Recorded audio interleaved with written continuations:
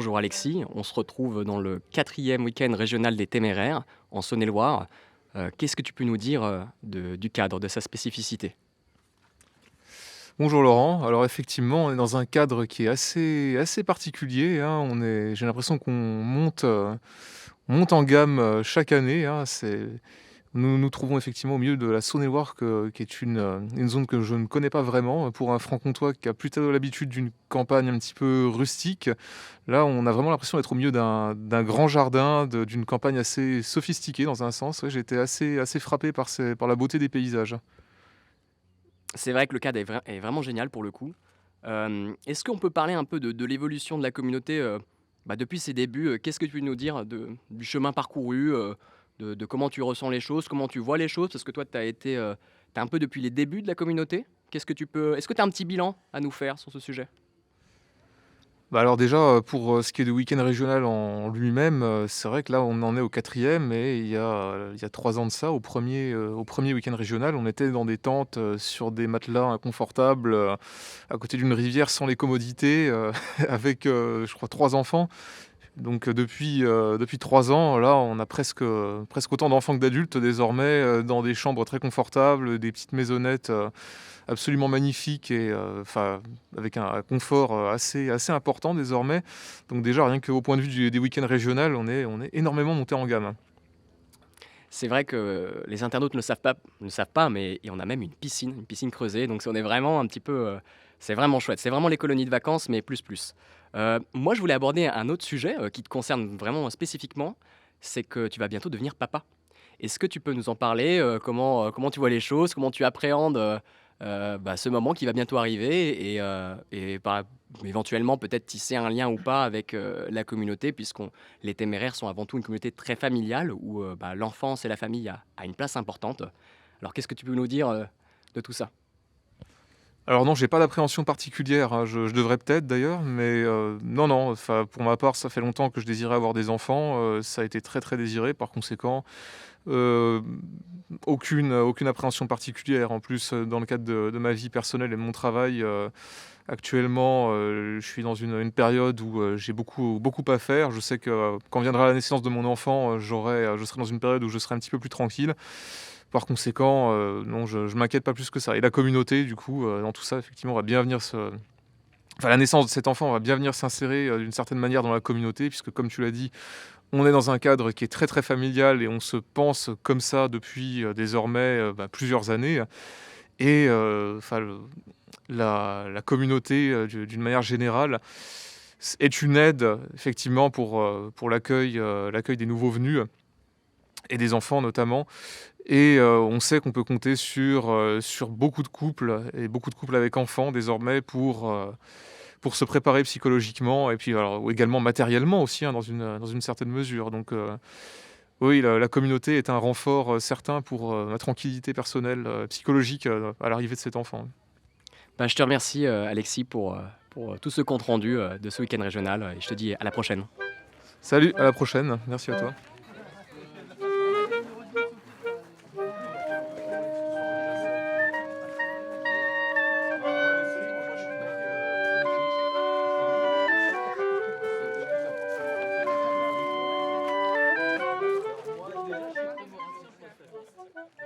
Salut Gabriel, on est au quatrième week-end régional des Téméraires. D'abord, est-ce que tu peux un peu te présenter et nous dire depuis combien de temps tu fais partie de la communauté des Téméraires? Bonjour Laurent, donc je suis Gabrielle, j'ai 34 ans et je suis téméraire depuis 2 ans maintenant.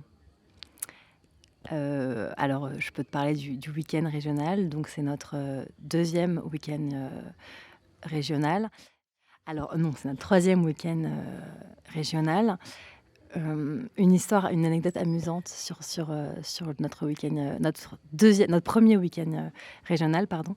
Hem, on est dans la section, 3 couples à avoir eu des enfants 9 mois après le week-end régional de 2021. Donc c'est une jolie anecdote.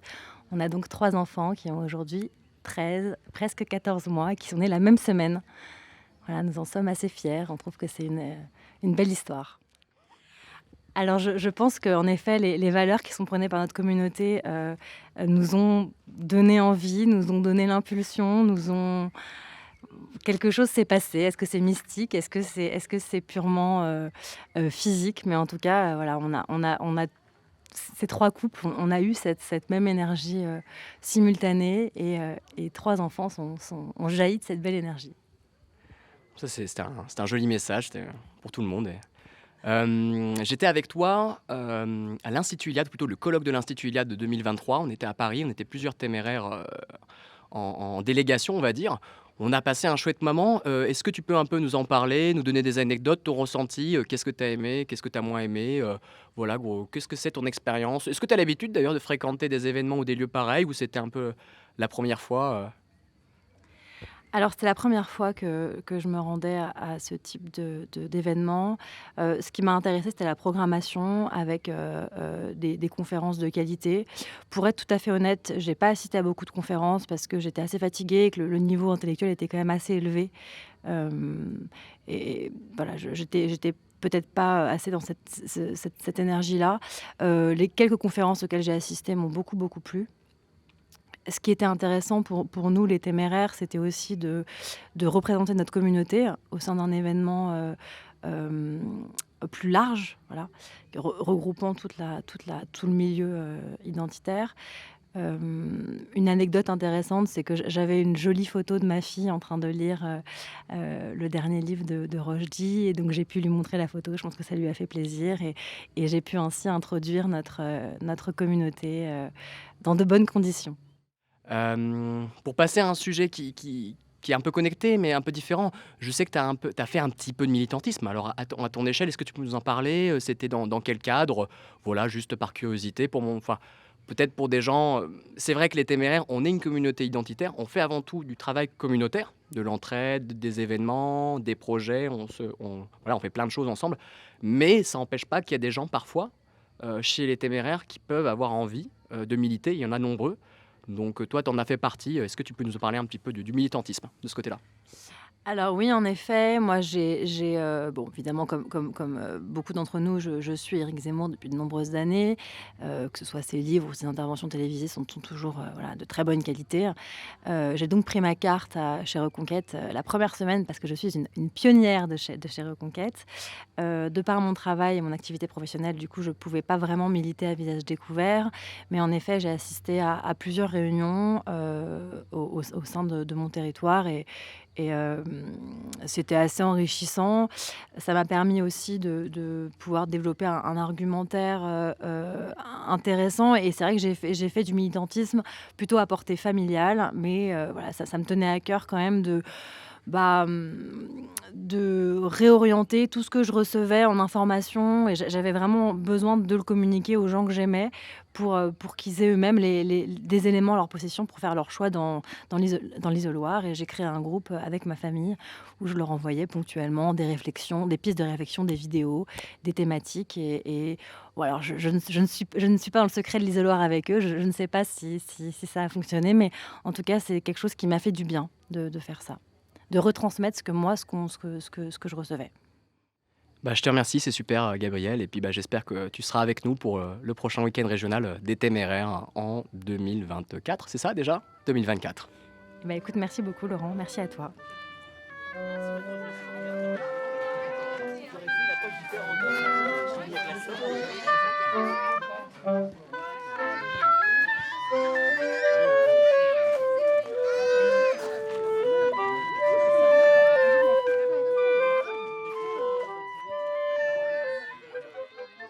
Alors, je me trouve maintenant avec Guillaume. Guillaume, avec toi, j'aimerais aborder les activités et l'univers de tout ce qui est en plein air, les randonnées, toutes ces activités qu'on peut faire dans une région assez rurale, avec beaucoup de nature et de patrimoine. Je sais que j'ai participé avec toi à une sorte de randonnée où on a visité le château d'Auricourt, il me Ouais. semble, c'était ça le nom. Est-ce que tu peux un peu nous parler, de revenir un peu sur cette sortie, cet événement qui était assez important, où on était assez nombreux et qui était super chouette?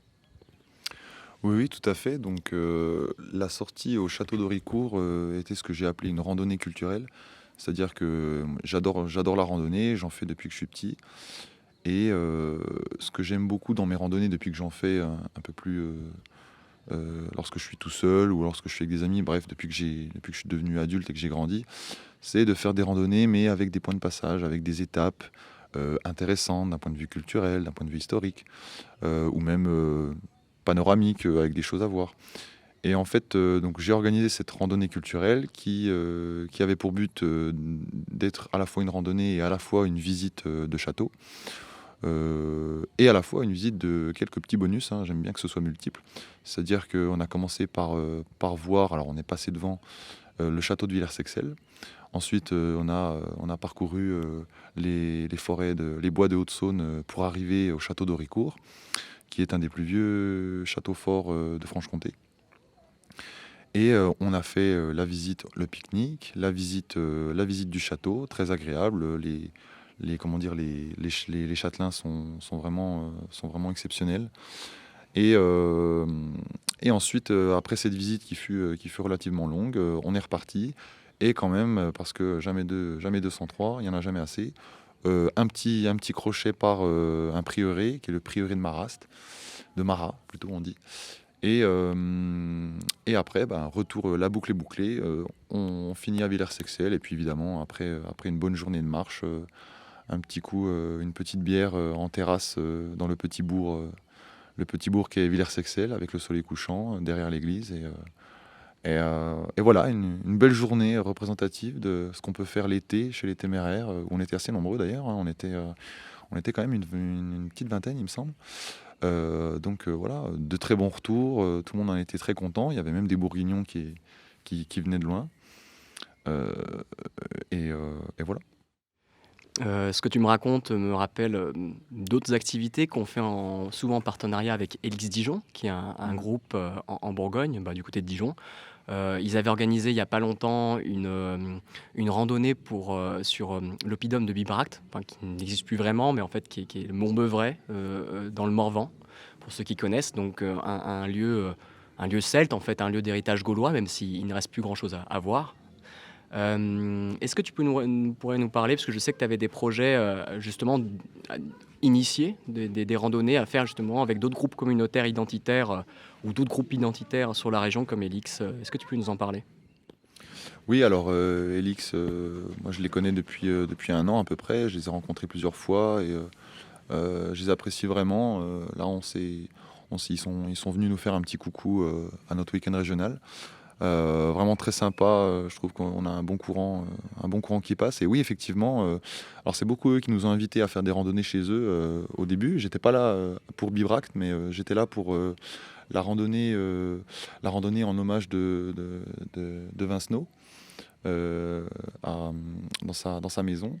Randonnée d'ailleurs qui était très sympa, mais c'était surtout le soir et le bivouac qui est très franchement mémorable, avec le pire orage que je me suis pris de toute ma vie de randonneur.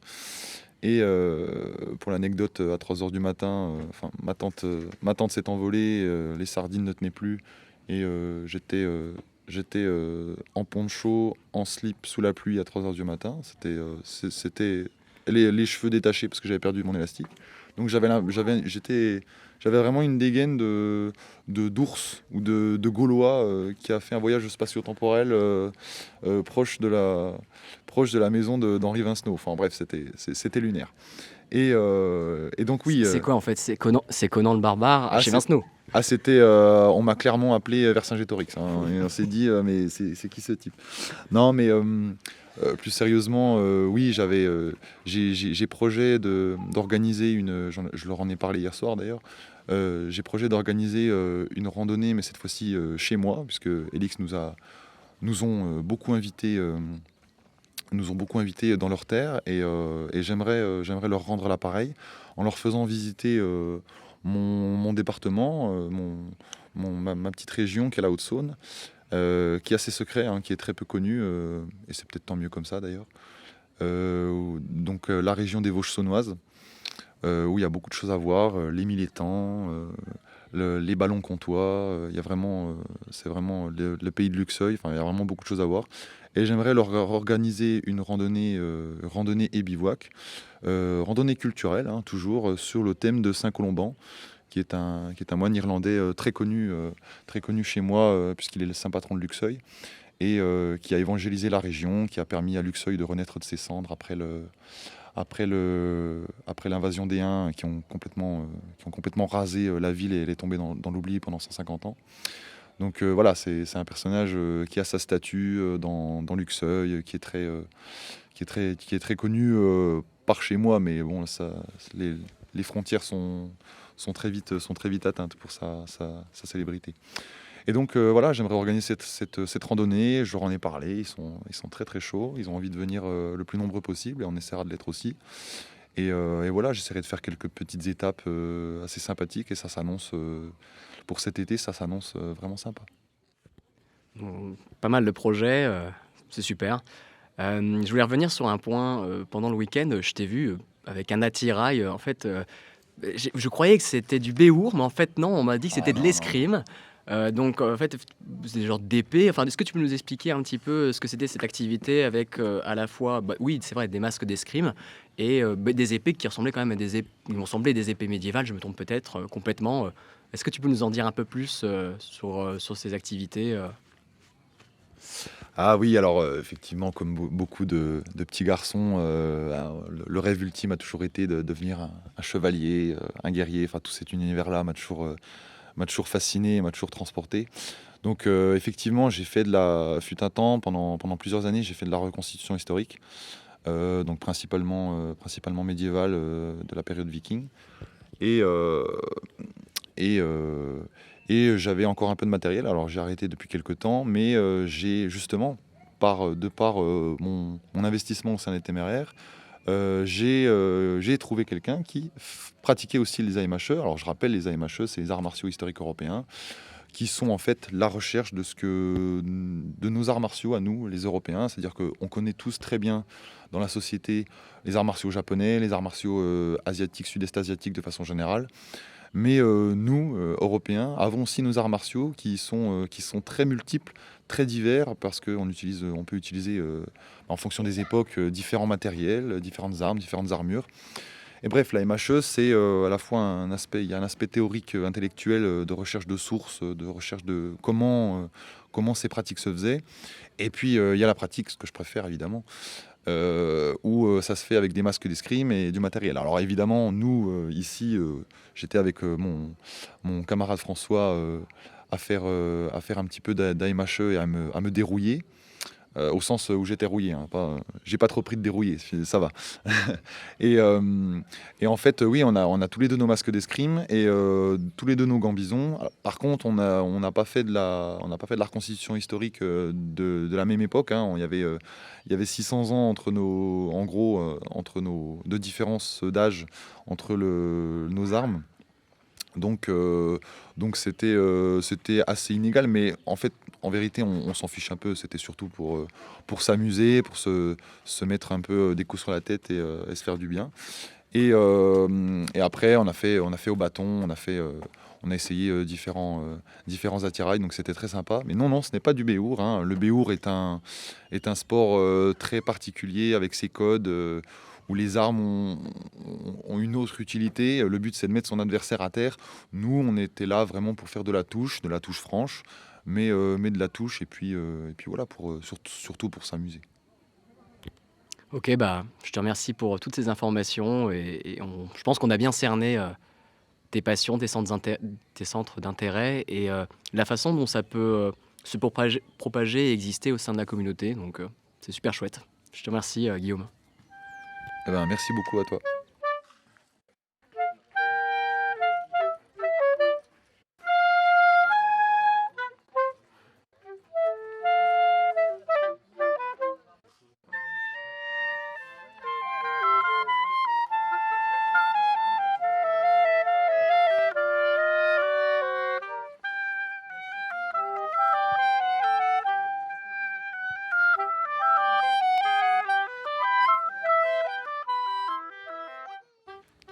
Je me trouve maintenant avec Laurine. D'abord, Laurine, est-ce que tu peux te présenter, s'il te plaît?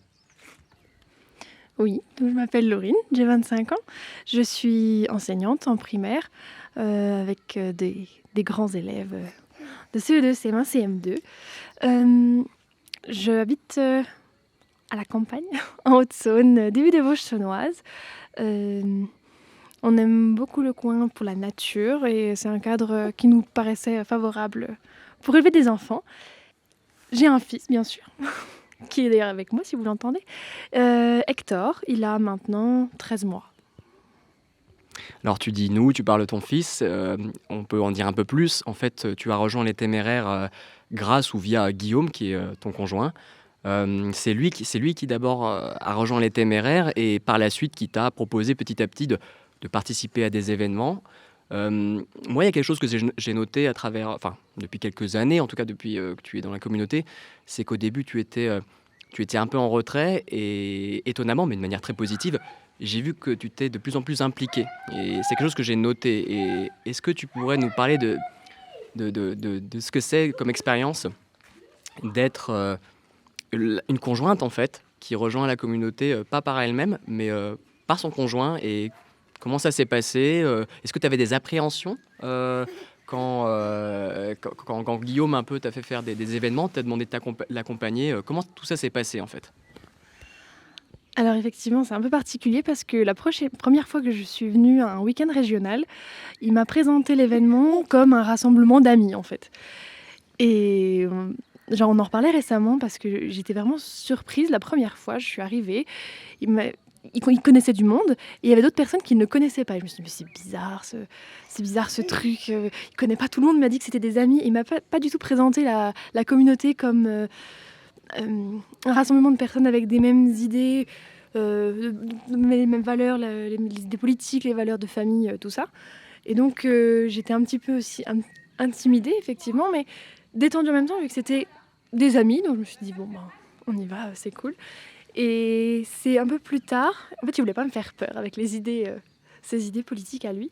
Et c'est un peu plus tard, je me suis rendu compte que j'adhérais, on n'avait jamais les mêmes idées et surtout les mêmes valeurs de famille. Et c'est moi ce qui m'a beaucoup plu dans la communauté, c'est ça. Je me suis surtout rapprochée effectivement des femmes parce que j'ai trouvé cet intérêt pour la famille et les enfants que moi je n'avais pas spécialement dans mon entourage et avec mes amis proches qui n'envisagent pas spécialement des enfants, ou en tout cas pas tout de suite, alors que voilà, je ne me voyais pas moi passer la trentaine sans enfants, alors que pour mes amis proches c'était ouais, on verra plus tard. Et donc j'ai trouvé ce côté famille avec les femmes d'ici et ça m'a, je me suis sentie moins seule en fait.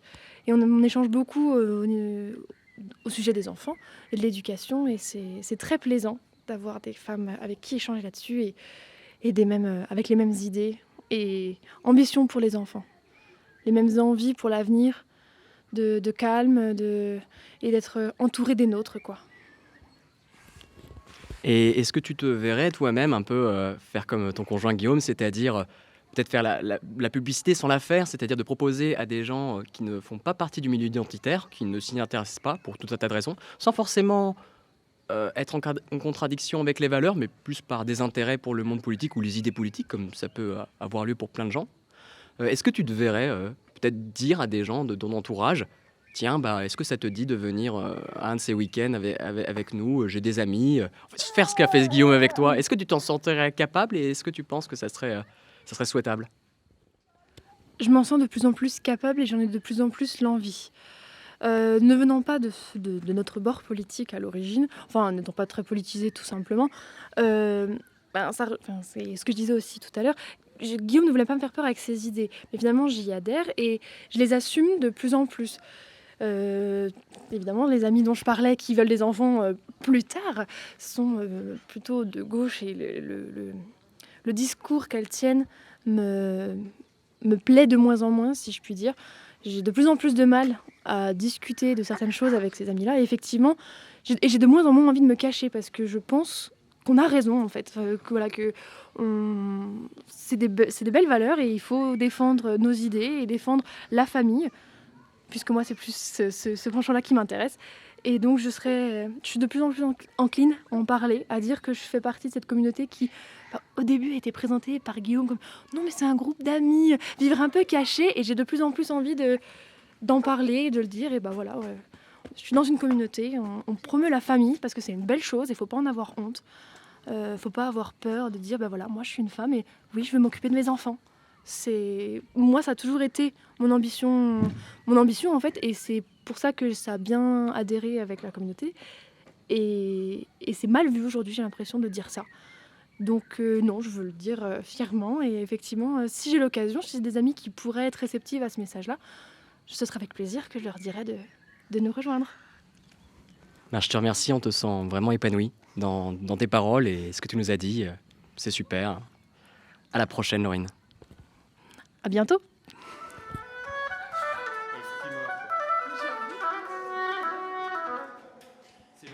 Alors maintenant, je me trouve avec Marie-Christine. Marie-Christine, est-ce que tu peux t'introduire, te présenter à nos auditeurs, dire qui tu es et comment tu as rejoint la communauté des téméraires? Alors oui, bonjour, je m'appelle Marie-Christine. Je suis, comme on dit, la femme d'un téméraire. Voilà, je fréquente une paroisse à Dijon de la fraternité Saint-Pédis, enfin desservie par les prêtres de la fraternité Saint-Pédis. Donc vous voyez un peu le spécimen. Et voilà, je suis maman de 2 enfants qui sont là avec moi, qui gigotent. Ah non, tu n'attrapes pas le micro, Adrien. Et ça va faire la 2e fois que j'assiste à la réunion régionale. Pour une fois, je suis restée pour le week-end et je ne suis pas déçue de cet événement. Et comment je me suis retrouvée dedans, on va dire dans le militantisme. Bah, j'ai toujours été comme ça. J'ai fait du militantisme avant à Paris. Hein. Paris oblige, on va dire, quand on voit la situation dans laquelle se trouve la ville. Ça va être pire maintenant depuis que j'ai quitté Paris. Oui, donc j'ai fait des études à Paris, des études d'histoire. Et j'ai fait du militantisme pendant environ 1 an et demi, le temps de trouver mon groupe de militants. Et puis ensuite, j'ai quitté la capitale pour rejoindre mon mari. Et on vit pas loin de Dijon. Et ça me va très bien. Donc ça me va très bien. En plus, on va s'installer un peu plus loin de Dijon, à la campagne, pour éduquer nos enfants dans un cadre agréable, parce que il faut un cadre agréable, c'est important pour le psychisme, comme on dit, et pour l'éducation des enfants. Donc l'état d'esprit des téméraires, c'est un peu ça, c'est la famille avant tout, les activités, et puis essayer de créer un cadre agréable et français. Bah, je crois que tu as tout dit, tu en as dit beaucoup, mais je pense que tu as dit l'essentiel sur ce qu'il fallait peut-être retenir de ton expérience des téméraires. Je trouve ça vraiment intéressant que justement tu puisses montrer que oui, chez les téméraires, on a des gens qui viennent des milieux catholiques, on a des gens qui viennent de milieux athées, on a des gens qui viennent de milieux politiques et militants, on a des gens qui ne sont pas du tout militants. Il y a des gens qui rejoignent la communauté et qui continuent le militantisme à côté, d'autres qui ne veulent pas en entendre parler. Et je trouve ça bien de mettre en avant et de montrer qu'effectivement, on est entre guillemets très ouvert en fait. On est vraiment très ouvert. Voilà, on a juste envie de vivre entre nous en sécurité, en bonne entente, de s'entraider, de partager des bons moments. On est une communauté familiale, donc c'est quelque chose qu'on met beaucoup en avant, même si c'est pas comment dirais-je. C'est pas une obsession non plus, on harcèle pas les gens dès qu'ils ont 18 ou 20 ans pour avoir des enfants, mais je pense que t'as bien résumé, l'esprit de la communauté et je te remercie pour cela. Voilà, et qu'est-ce que je peux rajouter de plus ? Si vous vous sentez seul, un peu déprimé et que vos enfants, si vous en avez ou pas, hein, vous pouvez venir voir les téméraires. Voilà, ils proposent un cadre agréable, s'informer. Et puis, voilà, en niveau politique, vous pouvez parler de tout. Voilà. Et franchement, on va dire, c'est une bulle d'oxygène dans un monde qui part en sucette, comme on dit. Donc, voilà, si vous vous sentez seul, si vous voulez un peu expérimenter, sortir un peu de votre bulle aussi, parce que bon, ce que je reproche quelquefois au catho, mais c'est pareil partout, hein, vous inquiétez pas, j'ai fréquenté un peu tous les milieux, que ce soit gauchistes, musulmans, occidentalisés, tout le monde est un peu dans sa bulle, et puis ça se frite et tout, quand ça sort un peu de sa bulle, mais là, ça se frite pas, ça se passe bien, justement, c'est plutôt rare, et voilà, voilà, si vous êtes seul, un peu déprimé, en revanche... c'est pas comment on appelle ça, on n'est pas des assistantes sociales non plus, hein. Enfin, je veux dire, on demande si vous avez des problèmes de faire des efforts, de vous améliorer, mais ça ne peut qu'être bénéfique. Et voilà, c'est vraiment pour respirer et voir que le monde va bien en soi, malgré tout. Et ça peut vous rendre, vous permettre attendez, pour prendre un peu de pêche et de courage. Voilà, donc ce sera tout pour moi. Merci. Merci Marie-Christine.